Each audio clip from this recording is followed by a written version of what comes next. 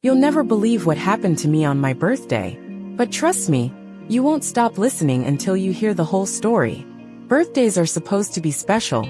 They're supposed to be filled with love, joy, and the people who care about you the most.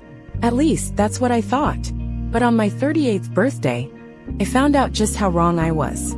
It started like any other celebration. My husband, Ethan, had planned a dinner at a beautiful restaurant in downtown Toronto. He told me it was a small gathering, just a few close friends, and of course my best friend Olivia. Olivia and I had been inseparable since college. She was the person I confided in, the one who stood by me through everything. And Ethan, well, he was my world. We had been married for over 10 years. Sure, things weren't as exciting as they used to be, but we had history, a life together. I thought we were solid. That night, I felt beautiful. I wore the navy blue dress Ethan had once said was his favorite, curled my hair the way he liked it, and even wore the perfume he gave me last Christmas. I was happy. The restaurant was perfect. Dim lights, soft music, the smell of expensive wine in the air. We toasted to another year of my life, and for a while everything felt just right. Until I saw it. It was subtle, almost unnoticeable at first. The way Ethan leaned in a little too close when he whispered something to Olivia. The way her hand brushed his knee under the table. The way they exchanged glances when they thought I wasn't looking. My heart started racing. My stomach twisted into knots. Was I imagining things? I tried to shake it off, convincing myself it was nothing. Maybe I was overthinking. Maybe it was just my insecurities messing with me. But then, Olivia excused herself to go to the restroom. Ethan followed a few minutes later. I shouldn't have noticed. I shouldn't have cared. But something deep inside me screamed that something was wrong. I waited. 5 minutes. 10 minutes. 15. I couldn't take it anymore. I got up, my heels clicking against the floor as I made my way toward the restrooms. And that's when I saw them. Not just talking. Not just standing too close. Kissing. My husband. My best friend. On my birthday. The world around me blurred. The music faded. The air felt too thick to breathe. My body went numb, but my mind was on fire. 1,000 thoughts raced through my head. Anger. Disbelief. Humiliation. How long had this been going on? Had they planned this? Did they think I was stupid? I could have screamed. I could have slapped them both. But instead I did something I never thought I'd do. I walked away. Not because I was weak. Not because I was afraid. But because I knew this was just the beginning, and I was going to make them regret it. I don't remember how I got home that night. One moment I was standing there, watching my husband of 10 years kiss my best friend.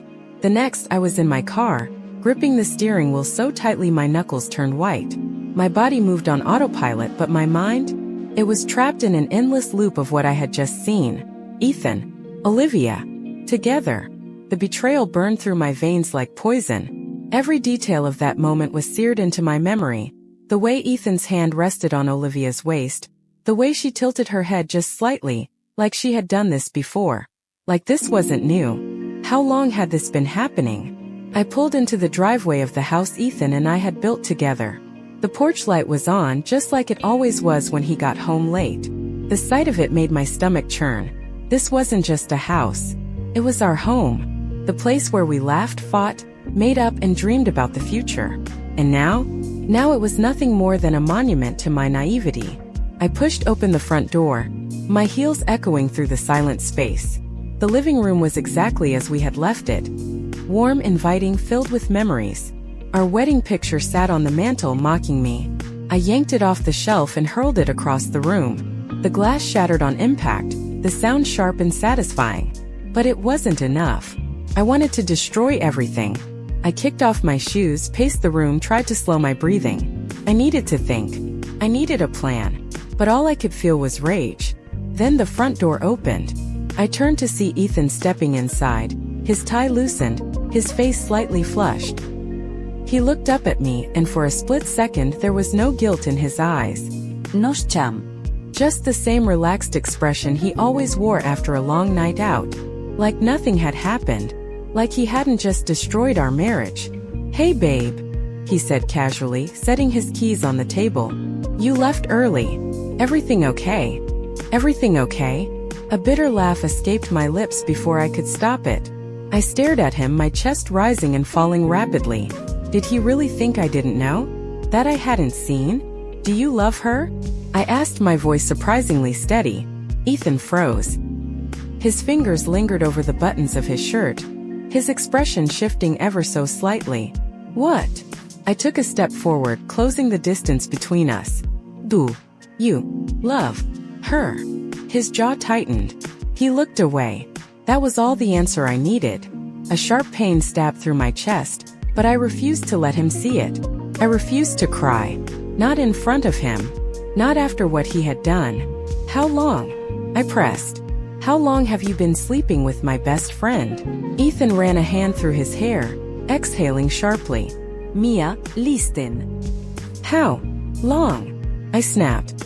A long silence stretched between us, and then finally he spoke. 6 months. I felt the air leave my lungs. 6 months. For half a year my husband and my best friend had been sneaking around behind my back, lying to me, laughing with me, pretending. I clenched my fists, my nails digging into my palms. On my birthday, Ethan? My voice wavered, but I held my ground. You couldn't even wait a day? He sighed, rubbing the back of his neck. It wasn't planned, okay? It just happened. Just happened. I let out a breathless laugh. Right. Just like the other times just happened, huh? He didn't respond, because we both knew the truth. I shook my head, stepping back. I want you out. Ethan's head snapped up. Mia. I said, get out. My voice was firm, unwavering. He stared at me for a long moment, as if trying to gauge whether I was serious. But I didn't flinch. I didn't break. Eventually he nodded. I'll stay at a hotel tonight. We can talk when you're calm. Calm? I bit back another laugh. There would be no talking. No fixing this. Ethan grabbed a few things from the bedroom and left without another word. The moment the door shut behind him, I let out a shaky breath, my body finally collapsing onto the couch. I should have felt relief, but all I felt was empty. The next morning, I woke up to the sound of my phone vibrating on the nightstand. My head pounded, my throat dry. I barely slept. I reached for the phone, squinting at the screen. Olivia. A fresh wave of anger surged through me. I stared at her name, debating whether to answer. Then, without thinking, I swiped to accept the call. Mia, she said, her voice cautious. I don't. My voice was cold, sharper than I had ever heard it. Don't say a damn word, Olivia. She was silent for a moment. Then, I'm sorry. I almost laughed. Sorry? You're sorry. Mia, I never wanted to hurt you. Then why did you? I snapped. Why, Olivia? You were my best friend. My voice cracked, but I didn't stop. I told you everything. I trusted you. And you took my husband. It wasn't like that, she said weakly. I didn't plan it, You didn't stop it either, I shot back. And don't lie to me, Olivia. You told me it's been 6 months. She sucked in a breath. Mia, please. Lose my number, I said, my voice ice cold. I don't ever want to hear from you again. I hung up before she could say another word. I spent the next few hours in a daze. The reality of my new life was setting in, and I had no idea what to do next. Then an idea hit me. I walked over to Ethan's office, his private little sanctuary, where he kept all his work documents. I knew exactly where he kept the paperwork for our house, our bank accounts, and his investments. Ethan had always controlled our finances. He handled the bills, the savings, everything. But I wasn't stupid. I had access to everything. And as I flipped through the documents, I found what I was looking for. A small, satisfied smirk crept onto my lips. Ethan thought he could betray me and walk away with everything? He was about to find out just how wrong he was. Revenge was never something I thought I'd be capable of. I used to believe that karma would handle people like Ethan and Olivia, that life had a way of balancing things out. But that was before my husband of 10 years betrayed me with my best friend, on my birthday. Now, revenge was the only thing keeping me going. I sat in Ethan's home office, surrounded by stacks of financial documents, bank statements, and investment portfolios. Over the years, I had let him take control of our finances, trusting that he had our best interests at heart. But trust was a funny thing, it shattered so easily. For years, I played the role of the devoted wife, pretending not to care about the details. But I had been watching, listening, learning. And now as I flipped through the paperwork, I found exactly what I was looking for.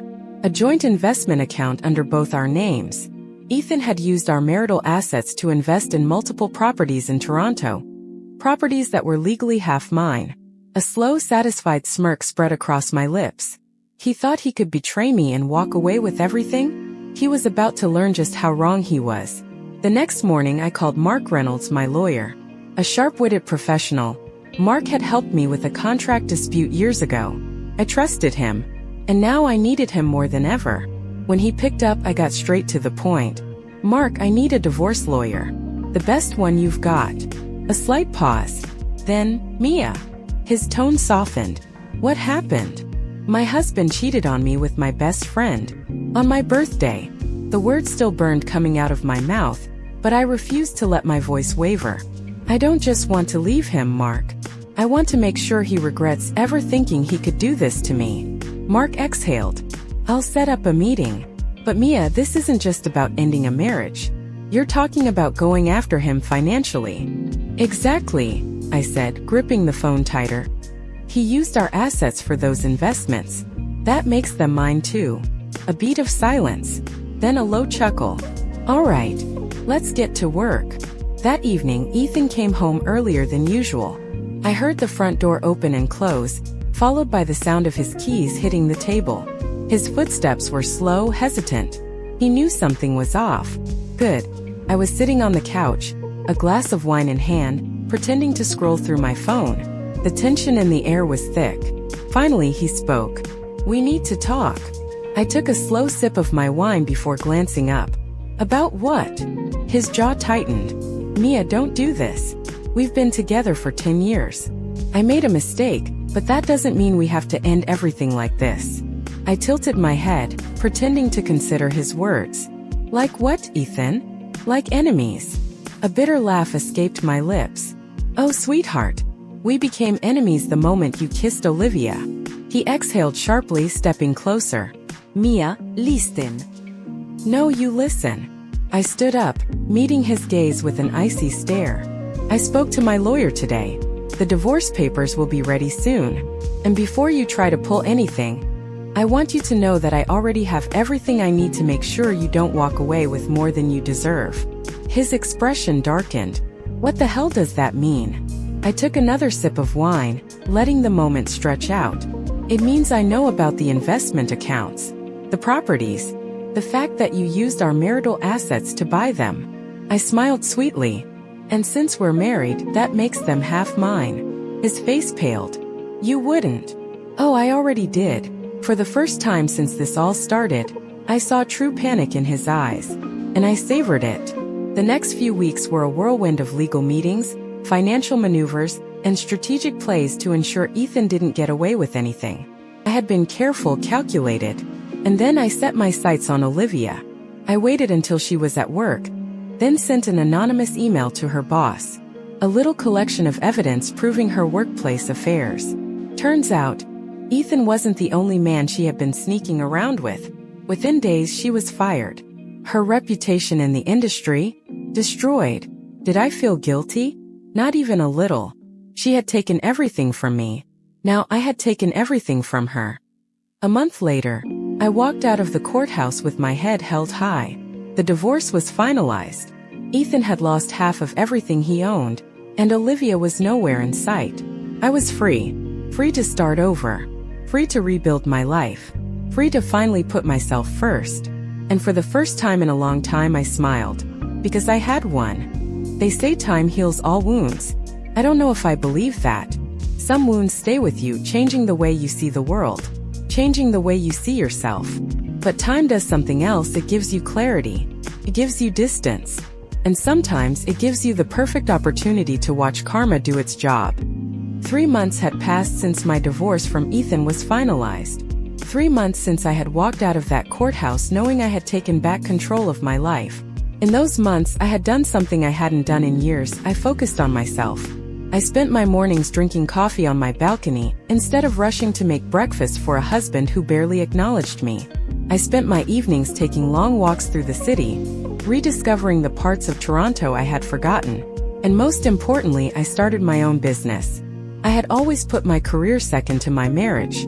Ethan made me feel like I didn't need to work, like his success was enough for both of us. But now I was done living in anyone's shadow. With the money I won in the divorce, I launched my own interior design firm. It was something I had always dreamed of doing, but Ethan never took seriously. He called it a hobby, something to keep me busy. Now it was mine, and it was thriving. I had clients, I had projects, I had purpose, and for the first time in a long time I had peace. But peace was fragile, and just when I thought I had left the past behind, it found a way to creep back in. It was a Wednesday afternoon when I got the call. I was in the middle of choosing fabrics for a client's new office space when my phone buzzed. The number wasn't saved, but I recognized it instantly. Ethan. For a moment I debated letting it go to voicemail, but curiosity won. Picked up. "Hello, Mia." His voice was strained, tired. He sounded desperate. I leaned back in my chair, crossing one leg over the other. "Ethan, He hesitated. "Can we meet? Please." I raised an eyebrow. "Why?" He sighed heavily. I need to talk to you. It's important." A few months ago I would have said no. I would have told him to lose my number and never call me again. But something in his voice made me pause. He was breaking, and I wanted to see it. "Fine," I said. "Tomorrow, noon. That cafe on King Street." He exhaled in relief. "Thank you." I hung up without another word. The next day I arrived 10 minutes early, just to watch him walk in. When he did, I barely recognized him. Ethan had always been polished, confident, the kind of man who took up space without even trying. But now, he looked exhausted. His suit was wrinkled, his hair slightly disheveled. There were dark circles under his eyes. He sat down across from me, and for the first time in our relationship he looked small. I took a sip of my coffee, watching him. "So? What's so important?" He ran a hand through his hair, exhaling. "I messed up, Mia." I tilted my head. "You think?" He flinched but nodded. "I lost everything." I leaned back, pretending to be sympathetic. "Oh, my investment's gone. The real estate market crashed and I had to sell the properties at a loss. I'm drowning in debt. And Olivia." He let out a bitter laugh. "She left me." I smiled, taking another sip of my coffee. "Poetic, isn't it?" I mused. "You left me for her, and now she's left you." Ethan looked down at his hands. "I deserve that." I let the silence stretch between us before finally asking, "So why am I here?" He swallowed hard. "I need a loan." I almost laughed out loud. "A loan?" I repeated. He nodded, looking at me with pleading eyes. "I know I don't deserve it, but you have the money now, and you have your business. I just need something to help me get back on my feet." I stared at him for a long moment, then set my cup down. "You know, Ethan," I said, my voice calm, "there was a time when I would have given you anything, when I would have done anything to help you." He nodded quickly. "I know, but that time is over." His mouth snapped shut. I leaned forward, resting my elbows on the table. "You didn't just cheat on me, Ethan. You humiliated me. You made me feel like I was nothing. And now you expect me to save you." He didn't respond. He couldn't. I reached into my bag, pulled out my wallet, and placed a single $20 bill on the table. "Here," I said. "That's all you're getting from me." His face turned red with embarrassment. He looked at the money, then at me. "Mia, please." I stood up, cutting him off. "Goodbye, Ethan." And with that, I walked out of the cafe, stepping into the sunlight with my head held high. That night I sat on my balcony, a glass of wine in hand, watching the city lights flicker around me. I thought about the woman I had been 6 months ago, the woman who had cried herself to sleep on her birthday, heartbroken and lost. She was gone. In her place was someone stronger, someone who had rebuilt herself from the ground up. Someone who didn't just survive, she thrived. And as I took a sip of my wine, I smiled. because for the first time in a long time I was truly happy.